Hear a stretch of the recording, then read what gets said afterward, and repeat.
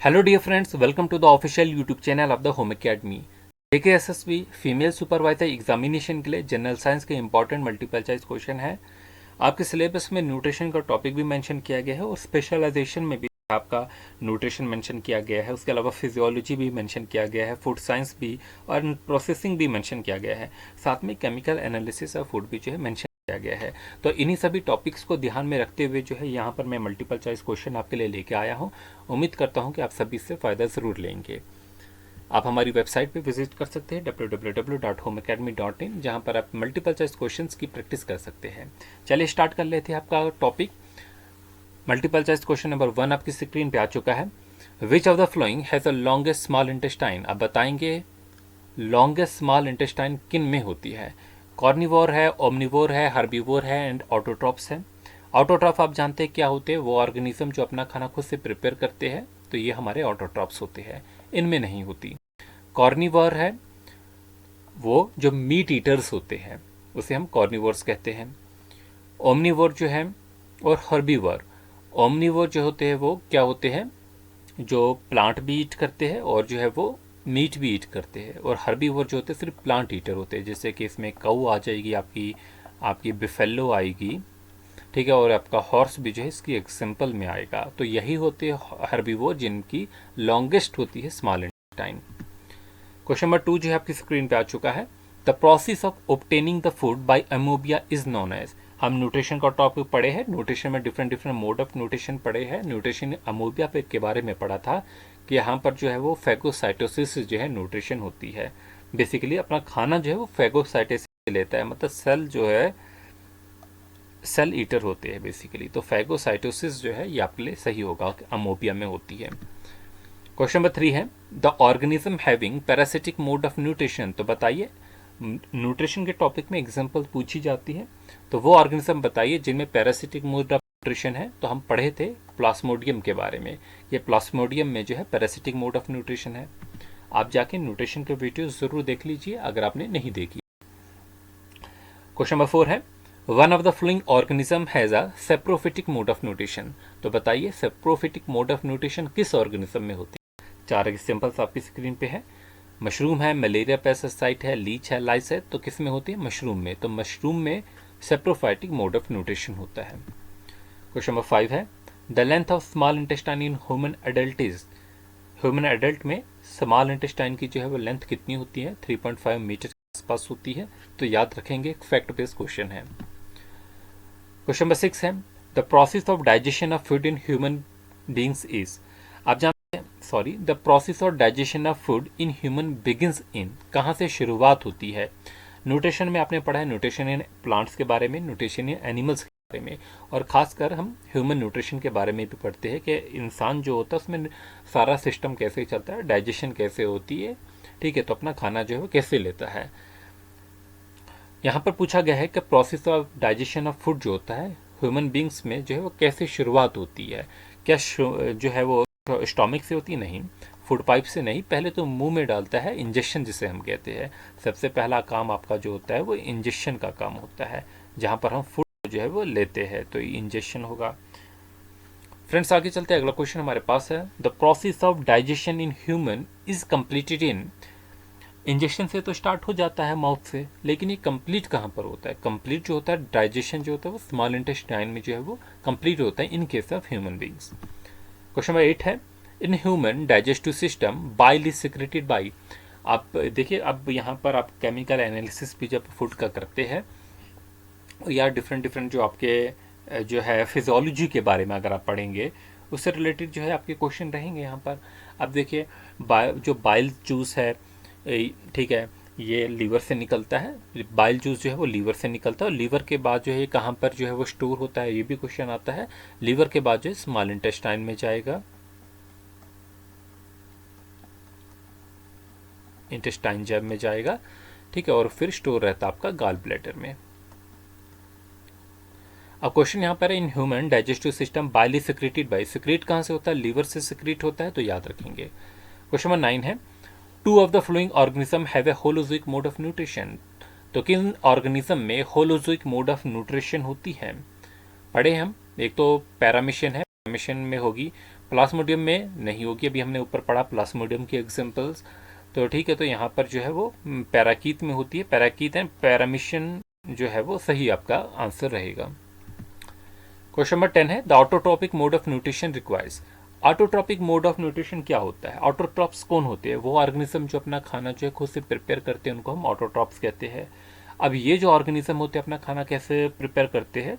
Atmosphere में जो carbon dioxide होती है इसका यूज़ करते हैं, और जो है वाटर होता है हमारा, ठीक है, ये वाटर जो है वो लेते हैं अपने रूट्स के थ्रू, और यहाँ पर जो है इनके पास जो क्लोरोफिल होता है, ठीक है, इनका यूज़ करते हैं, और सनलाइट की प्रेजेंस में जो है ये अपना खाना जो खुद से प्रिपेयर करते हैं। तो देखिए, कार्बन डाइऑक्साइड की ज़रूरत है, बिल्कुल है, वाटर की ज़रूरत है, बिल्कुल है, क्लोरोफिल की भी ज़रूरत है, सनलाइट की भी ज़रूरत है, मतलब ऑल ऑफ दीज अबो जो होगा वो आपका सही आंसर होने वाला है। फ्रेंड्स, आगे चलते हैं। क्वेश्चन नंबर 11 है the correct order of steps occurring in nutrition in animal is. Nutrition in animals की बात करते हैं तो इंजेक्शन से स्टार्ट होगा। तो देखिए, पहला स्टेप जो है हर किसी में इंजेक्शन है, तो ये आपका पहला स्टेप होगा। इंजेक्शन का मतलब होता है कि खाना आपको अंदर लेना है, अपने माउथ में लेना है। उसके बाद जो होता है उस खाने का क्या होगा, वो जो है वो डाइजेस्ट होगा। तो यहाँ पर भी डाइजेशन दिया, ये भी डाइजेशन दिया। देखिए, सीधा एब्जॉर्ब नहीं होगा, सीधा एसिमुलेट नहीं होगा। तो एसिमुलेट क्या होता है, आप समझते हैं कि जो आपके ब्लड के साथ जो है वो मिक्स हो जाता है, और वो जो है डिफरेंट डिफरेंट सेल्स में जो है पहुंचाया जाता है, उसे एसिमिलेशन कहते हैं। तो पहले खाना आप खाएंगे तो फिर वो डाइजेस्ट होगा, डाइजेशन के बाद एब्जॉर्ब होगा, एब्जॉर्ब होगा उसके बाद जो है वो ब्लड के थ्रू जो है डिफरेंट डिफरेंट पार्ट्स में आपके बॉडी के जो है पहुंचाया जाता है, और फाइनली इजेक्शन होता है। तो आपका ऑप्शन करेक्ट होगा। क्वेश्चन नंबर 12 है in human digestive system the enzyme pepsin and trypsin are secreted respectively by. Important enzyme pepsin है और ट्रिप्सिन है। आप बताइए ह्यूमन डाइजेस्टिव सिस्टम में, अच्छा, जो ये पेप्सिन एंजाइम है ये कहाँ से सिक्रीट होता है? ये तो हमारे स्टोमिक से सिक्रीट होता है। दूसरा एंजाइम ट्रिप्सिन है, और ट्रिप्सिन जो है वो आपके पेनक्रियाज से होगा। तो ऐसा ऑप्शन देख लीजिए, पहला पेनक्रियाज लीवर नहीं, सलाइवरी ग्लैंड नहीं, गॉल ब्लैडर नहीं, तो आपका ऑप्शन नंबर डी होगा। एक स्टोमिक होगा आपका और पेनक्रियाज होगा। क्वेश्चन नंबर 13 है when carrying out the starch test on a leaf. आपने अपनी 9th क्लास पे जो है स्टार्च टेस्ट जरूर किया होगा। तो आप बताइए ये क्यों इंपॉर्टेंट होता था? हम वहाँ पर जो है एक लीफ लेते थे और लीफ को जो है करते थे, ठीक है। अल्कोहल में स्टार्च टेस्ट को जो है वो को लीफ में देखने के लिए कि कितना है ये सारी प्रेजेंस, हम क्यों करते थे? हम देखिए, क्लोरोफिल को सबसे पहले लीफ में से रिमूव करना है, और रिमूव कब होता है क्लोरोफिल? जब हम अल्कोहल में डिप करते हैं किसको? लीफ को। तो बॉईल करते हैं वहाँ पर अल्कोहल में लीफ को, तो उसका क्लोरोफिल जो है रिमूव होगा। अब देखिए, यही ऑप्शन जो है हमारे सी ऑप्शन में दिया गया है, to remove the chlorophyll. Friends, अगला क्वेश्चन आपकी स्क्रीन पे आ चुका है pancreatic juice contains enzyme which digest. Pancreatic juice की अगर हम बात करते हैं ना, तो इसमें 3 किस्म के एंजाइम्स होते हैं। एक तो आपका पेनक्राटिक जूस रहेगा, आपका लाइपेस भी जो है वो रहता है, और आपका ट्रिप्सिन भी जो है रहता है, ठीक है। अब इनके अलग अलग फंक्शन होते हैं। तो बेसिकली जो है ये प्रोटीन्स को भी डाइजेस्ट करता है, बिल्कुल, कार्बोहाइड्रेट्स को भी करता है, लेकिन ओनली नहीं है, ये फैट्स को भी डाइजेस्ट करते हैं। तो फैट्स भी दिया गया है, तो यहाँ पर तीनों कॉम्बिनेशन डी ऑप्शन में दी गई है। क्वेश्चन नंबर 15 आपकी स्क्रीन पे है which of the following is the correct statement regarding the bile. Bile के लिए जो है करेक्ट स्टेटमेंट क्या है? हमने अभी पढ़ा था बाइल जो है वो लीवर से सिक्रीट होता है, तो secreted by bile duct no, secreted by gall bladder no, secreted by liver correct, secreted by liver correct है। स्टोर्ड इन बाइल डक्ट नहीं, बाइल जो है वो गॉल ब्लैडर में स्टोर होगा, तो आपका ऑप्शन नंबर डी होगा। क्वेश्चन नंबर 16 है where are the proteins first digested in the alimentary canal. तो स्टोमिक में ही सबसे पहले जो है डाइजेस्ट होते हैं प्रोटीन्स, तो आपका आंसर जो होगा वो प्रोटीन्स होगा। स्मॉल इंटेस्टाइन से पहले स्टोमिक में होंगे, ठीक है, माउथ में तो नहीं होंगे डायरेक्टली। प्रोटीन जो हमारे डाइजेस्ट एसोफेगस में भी नहीं होंगे, माउथ में हो तो स्टोमिक में होंगे। क्वेश्चन नंबर 17 है the inner lining of the stomach is protected by one of the flowing from the harmful effect of the hydrochloric acid. Inner lining जो हमारे स्टोमिक की होती है इसको हम प्रोटेक्ट करते हैं, इससे प्रोटेक्ट करते हैं harmful effect of the HCl, hydrochloric acid. अब ये जो है हम नहीं, बल्कि ये एक नेचुरल तरीका है कि हमारे जो इनर लाइनिंग होती है स्टोमिक की वो प्रोटेक्ट होती है। उसमें म्यूकस होती है, म्यूकस लेयर होती है। तो म्यूकस लेयर जो है वो हार्मफुल इफेक्ट जो HCl का होता है उससे प्रोटेक्ट करती है। तो म्यूकस आपका ऑप्शन सही होगा। क्वेश्चन नंबर 18 है, which part of the alimentary canal receive bile from the liver. वो कौन सा पार्ट है एलिमेंट्री कनाल का जो रिसीव करता है बॉइल, कहाँ से? लीवर से। तो मैंने आपको बताया था बाइल जो है जब लीवर से बाइल निकलता है तो स्मॉल इंटेस्टाइन में जाता है। किस में जाता है? स्मॉल इंटेस्टाइन में। तो आपका सही आंसर जो होगा स्मॉल इंटेस्टाइन। क्वेश्चन नंबर 19 है, which of the following component of our food is digested by an enzyme which is present in the saliva as well as in pancreatic juice. वो कौन सा कंपोनेंट है हमारे food का जो digest होता है बाय एन एंजाइम, एक एंजाइम से, जो कि प्रेजेंट होता है सलाइवा में भी, पेनक्रेटिक जूस में भी। तो क्या आपका सही आंसर होगा कार्बोहाइड्रेट्स। क्या? Carbohydrates. Question number 20, if saliva is lacking in salivary amylase. अगर सलाइवा में सलाइवरी एमाइलेज नहीं होगा तो हमारी बक्कल कैविटी में जो प्रोसेसेस होते हैं, कौन सा प्रोसेस जो है उसमें इफेक्ट होगा? तो सलाइवरी एमाइलेज जो है वो क्या काम करता है? जो भी हम स्टार्च लेते हैं उसको ब्रेक डाउन करता है शुगर्स में। तो इन केस अगर हमने तो अभी पढ़ा कि प्रोटीन का ब्रेक डाउन नहीं होगा वहाँ पर, ठीक है, इनटू अमाइनो एसिड, क्योंकि प्रोटीन वहाँ पर डाइजेस्ट नहीं हो रही है, तो ये नहीं आंसर होगा। तो स्टार्च जो होता है इसका ब्रेक डाउन होता है किसमें? सिंपलेस्ट शुगर में।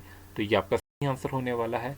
तो सलाइवा के पास जो सलाइवरी अमाइलेज होता है वो स्टार्च पे एक्ट करता है और उनको ब्रेक डाउन करता है शुगर्स में। क्वेश्चन नंबर 21 है, which of the following are the correct function of the two component of pancreatic juice, trypsin and lipase. Pancreatic juice में बेसिकली 3 एंजाइम से निकलते हैं। एक तो आपका पेनक्रेटिक अमाइलेज होता है, फिर एक ट्रिप्सिन होता है, एक लाइपेज होता है। अब यहाँ पर क्या पूछा गया है कि जो ये 2 कंपोनेंट है, एक ट्रिप्सिन है और दूसरा जो है वो लाइपेज है, ठीक है। तो ये क्या काम करता है? ट्रिप्सिन जो होता है ये आपके प्रोटीन को डाइजेस्ट करता है, तो प्रोटीन डाइजेशन के काम आएगा। और जो लाइपेज होता है ये एमल्सिफाई करता है हमारे फैट्स को। तो देखिए ट्रिप्सिन डाइजेस्ट प्रोटीन बिल्कुल करेक्ट है, लेकिन लाइपेज का कार्बोहाइड्रेट नहीं होगा। अब ट्रिप्सिन डाइजेस्ट एमल्सिफाइड फैट नहीं, ठीक है। तो ट्रिप्सिन डाइजेस्ट स्टार्च नहीं, ट्रिप्सिन डाइजेस्ट प्रोटीन। तो आपका डी ऑप्शन जो है ये अप्रोप्रिएट होगा। और लाइपेज एमल्सिफाइड करता है फैट्स को। क्वेश्चन नंबर 22 है, the oxygen liberated during the photosynthesis by green plant comes from. Mode of nutrition में हमने ऑटोट्रॉफ्स पढ़े थे और ऑटोट्रॉफ में ये मैकेनिज्म देखा था कि वो अपना खाना कैसे प्रिपेयर करते हैं, जिसमें हमने फोटोसिंथेसिस की रिएक्शन भी पढ़ी थी। और हमने ये देखा था कि कार्बन डाइऑक्साइड की प्रेजेंस में जो है हमारे वाटर जो है in the presence of sunlight और क्लोरोफिल जो है ये हमें हमारा क्या बनाते हैं? ग्लूकोज बनाते हैं और जो है वो ऑक्सीजन बाहर निकलती है, लिबरेट होती है। अब क्वेश्चन ये है कि ये जो ऑक्सीजन निकल रही है ये कहाँ से आई? ये वाटर से आती है। कहाँ से आती है? ये वाटर से आती है, कार्बन डाइऑक्साइड से नहीं आती है। देखिए इसमें भी ऑक्सीजन है, इसमें भी ऑक्सीजन, लेकिन ये कहाँ से आ रही है? वाटर से आ रही है। फ्रेंड्स क्वेश्चन नंबर 23 है, which are the following is an incorrect statement. हमें ये देखना है कि कौन सी स्टेटमेंट इनकरेक्ट है। पहली statement, energy is essential for life process. क्या एनर्जी एसेंशियल है लाइफ प्रोसेस के लिए? बिल्कुल ज़रूरी है एनर्जी, उसी से हम सारे अपने काम कर पाते हैं। Organism grow with time. हर एक ऑर्गेनिज्म अपने टाइम के साथ साथ जो है वो ग्रो भी करता है। Movement of molecule does not take place among the cell. ऐसी बात नहीं है, सेल्स के अंदर मूवमेंट्स तो होती रहती है मॉलिक्यूल्स की। Organism must repair and maintain the body, ये भी सही है। तो ये आपका ऑप्शन इनकरेक्ट होगा, सी ऑप्शन। क्वेश्चन नंबर 24 है, द इंटरनल एनर्जी मतलब cellular energy reserves in autotroph is. तो कौन सी एनर्जी होती है ऑटोट्रॉफ्स में? आप जानते हैं कि ऑटोट्रॉफ अपना खाना खुद से प्रिपेयर करते हैं by the use of sunlight, chlorophyll, ये सारी चीज़ें। जो एनर्जी ये लेते हैं, जितनी इनको ज़रूरत होती है एनर्जी, उस एनर्जी से ये जो है वो खाना तो अपना प्रिपेयर कर लेते हैं, अपने लिए फूड तो बना लेते हैं। और जो बाकी की एनर्जी होती है वो in the form of starch जो होते हैं इनके अंदर स्टोर रहती है। एक्स्ट्रा एनर्जी होती है वो, ये एक्स्ट्रा एनर्जी होती है। तो मैं आपको थ्योरी में पढ़ा चुका हूँ अच्छे से। अब पूछा गया इंटरनल एनर्जी, ये देखिए इंटरनल एनर्जी ही नाम दिया क्योंकि अंदर जो है वो स्टोर रहती है। और सेलुलर एनर्जी रिजर्व्स इन ऑटोट्रॉफ, ये रिजर्व के तौर पे रहती है, ठीक है, इसलिए इसको एक्स्ट्रा कहा गया है। वो कौन से होती है? स्टार्च होती है। क्वेश्चन नंबर 25 है, which of the flowing events does not occur in photosynthesis. वो कौन से इवेंट्स है जो फोटोसिंथेसिस में नहीं होते? देखिए पहला इवेंट पढ़ते हैं, conversion of light energy into chemical energy.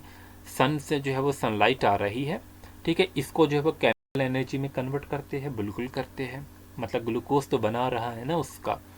Reduction of carbon dioxide to carbohydrate, carbon dioxide था उसको रिड्यूस करके जो है वो ग्लूकोज बना रहा है, तो यहाँ पर कार्बन डाइऑक्साइड का रिडक्शन भी हो रहा है।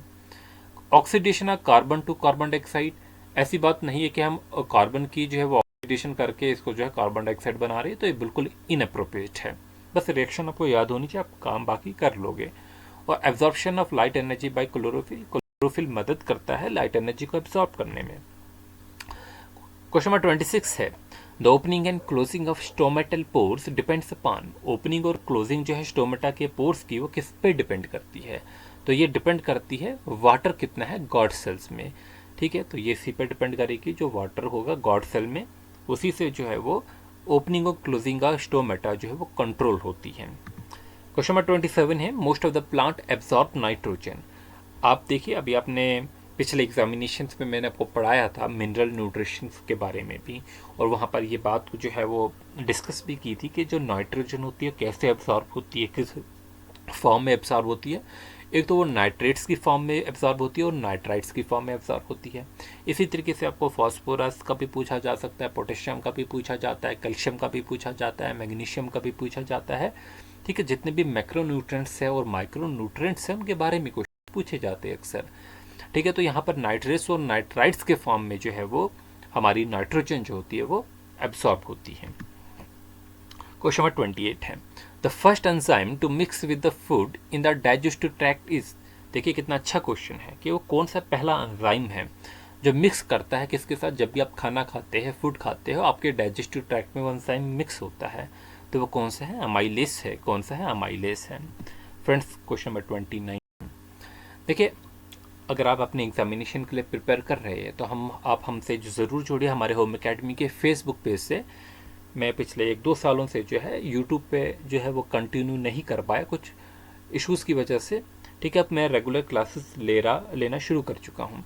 अब यहाँ पर जो है इंस्टाग्राम पे भी आप हमें फॉलो कर सकते हो, टेलीग्राम को भी होम एकेडमी के ज़रूर ज्वाइन कीजिए। अब जो भी आपका आगे एग्जामिनेशन होने वाला है उसके लिए हम ज़रूर जो है वो कोर्सेज जो है यूट्यूब पे ही स्टार्ट करेंगे। फिलहाल जो आप इसे ज्वाइन कीजिए। विच of the following is a correct statement, तो कौन सी जो करेक्ट स्टेटमेंट है, 4 स्टेटमेंट्स दी गई, हमें इनको जो है पढ़ना है और ये देखना है कि कौन सी करेक्ट है। हेटरोट्रॉप्स जो होते हैं सिंथेसाइज दी ऑन फूड, क्या हेटरोट्रॉप अपना खाना खुद बनाते हैं, नहीं बनाते हैं, कौन बनाते हैं, ऑटोट्रॉप्स बनाते हैं। Heterotroph utilise solar energy for photosynthesis, अरे हेटरोट्रॉप तो अपना खाना खुद नहीं बनाते, वो तो ऑटोट्रॉप्स बनाते हैं, और ऑटोट्रॉप में जो है फोटोसिंथेसिस का प्रोसेस होता है। हेटरोट्रॉप तो रेडीमेड खाने पे डिपेंड होते हैं, या तो किसी बने बने प्लांट्स पे या तो डिफरेंट डिफरेंट एनिमल्स पे डिपेंड होते हैं, तो ये भी आपका ऑप्शन नहीं है। C option, heterotroph do not synthesise their own food, देखिए सही स्टेटमेंट है। तो यहाँ पर जो है बस यही देखना है कि आप कभी करेक्ट स्टेटमेंट लिखा है कि आप इसे इनकरेक्ट ना पढ़ लीजिए, ठीक है, तो यही जो है वो डिफरेंस है। बाकी जो है जो है ऐसे क्वेश्चंस कर ही लोगे। क्वेश्चन नंबर 30 है, in which of the following groups of organism the food material broken down outside the body and then absorbed, देखिए जो फूड हमारा होता है उसे जो है बाहरी जो वो ब्रेक डाउन किया जाता है और फिर जो है उसको बॉडी के अंदर एब्सॉर्ब लिया जाता है।